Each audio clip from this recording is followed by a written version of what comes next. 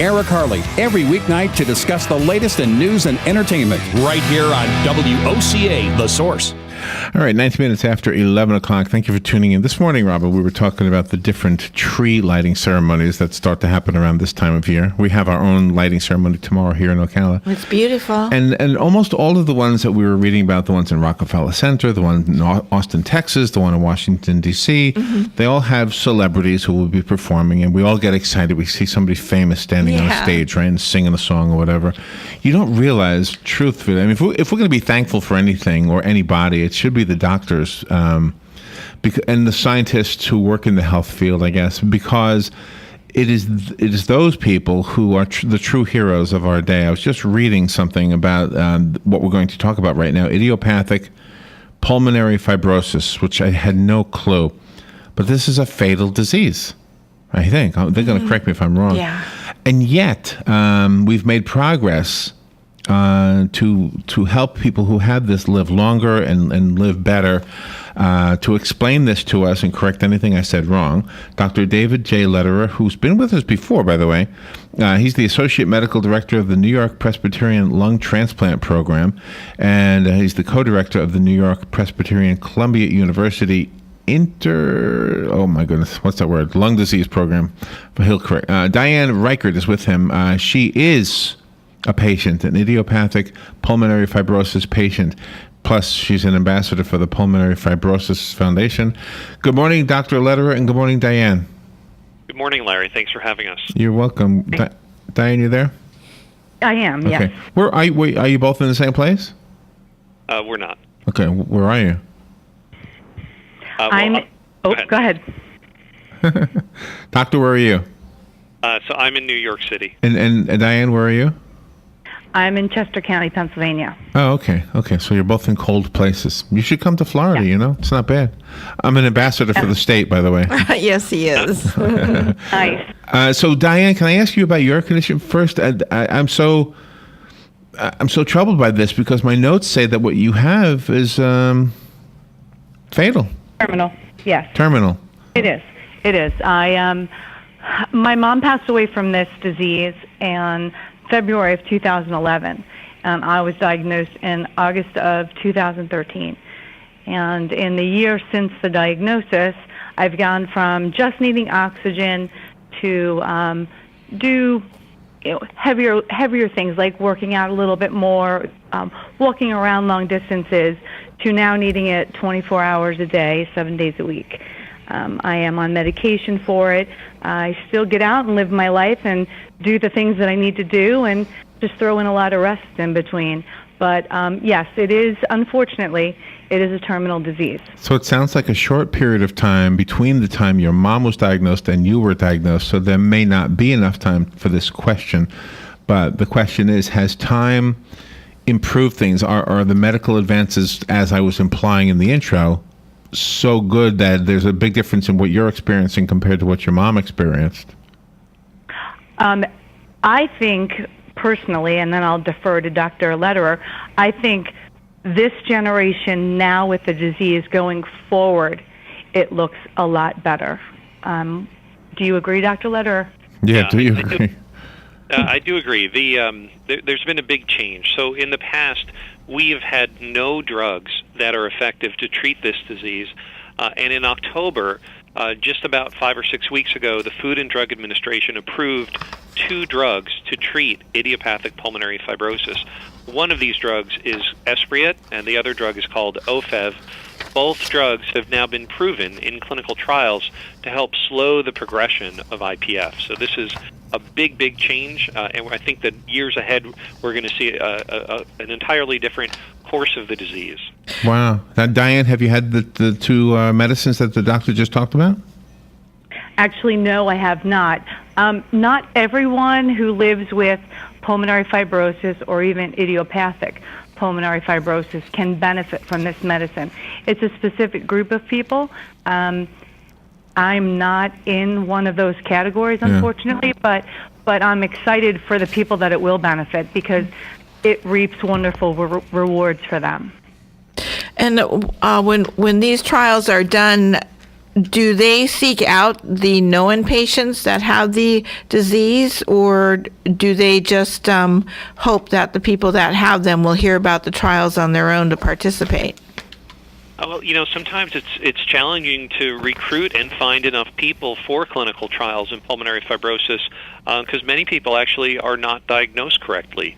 They might be walking around with shortness of breath or cough, and they're being told they have asthma or COPD.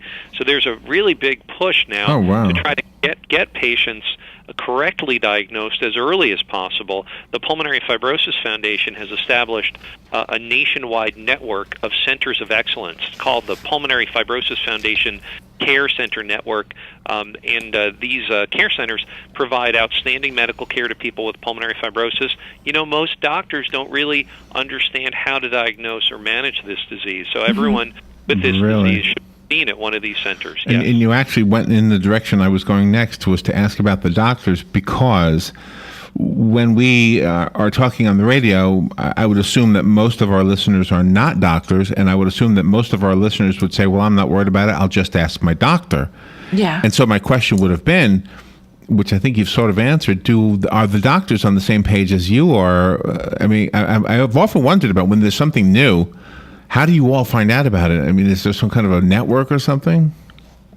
Well, there's a lot of education and outreach. In fact, the Pulmonary Fibrosis Foundation has really done an outstanding job of getting the message out to doctors and to patients and caregivers about both pulmonary fibrosis and its treatments. We hold very frequent webinars that are staffed by medical experts where we answer questions from patients, and we also provide digital and written material, a patient information booklet, disease information guide for physicians. All of this information is available on our website, which is pulmonaryfibrosis.org.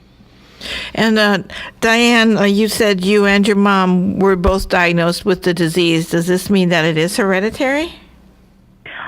There is a small portion of people who live with this disease that it is hereditary. Dr. Lederer? Yeah, so most people who have pulmonary fibrosis will be the only person in their family with the disease, but about 10 or maybe 15% of people will have at least one other person in their family. Sometimes it's a more distant family member.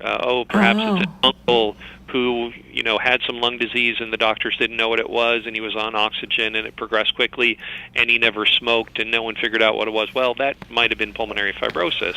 Wow. So in essence, the lungs stop working, and can you help us understand scientifically, without going too much over our heads, what is actually happening in the lungs? Mm-hmm. Yeah.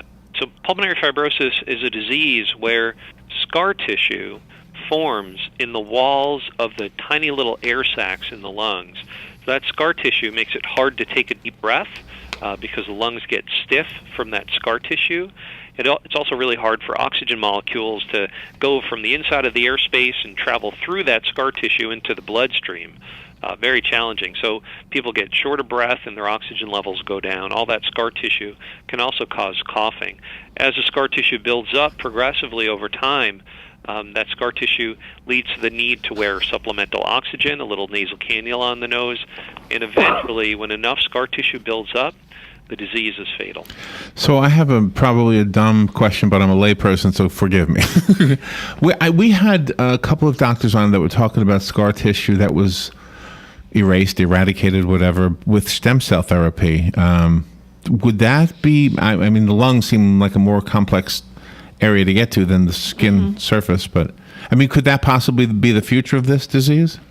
It's possible, and I'll tell you. So you're in Florida, and I'll tell you that Dr. Marilyn Glassberg, who is at the University of Miami, and she is doing groundbreaking work in studying the effects of stem cells in the lungs of people with pulmonary fibrosis. Her research is funded by the National Institutes of Health, the federal government, that is, and I think probably a few years from now, she's probably going to have some breakthrough studies out of her group. So I do think there's a potential there, but obviously still in the highly experimental phase, and there's no proof at all right now that stem cell therapy helps people with pulmonary fibrosis. Not yet, huh? But Diane, do you have hope for the future, or where do you stand right now emotionally and all that? Emotionally, I think for the most part, I'm in a pretty good place. I have supportive people and a positive outlook. I mean, it is what it is. I know the path that I'm headed, and I just work on, making happy memories with my family and my friends, and that way when I'm gone, they have that to look out for and enjoy. And I'm enjoying life. My goodness, you're a strong lady. Very admirable. Diane, thank you for being on with us to talk about this very, very serious disease that you have, and I hope something does break through so that you so that what you just told us isn't necessary, not right away anyway. And Dr. David Lederer, thank you for what you're doing. Leave us with a website so that our listeners can find out more. I know you said it already. Yep, our website is pulmonaryfibrosis.org. And Larry, thank you so much for having me. Thank you, both of you. Have as good of a holiday as you can. All right? Thank you both so much. Thank you. Bye-bye. All right, we will take a little break. We'll be right back.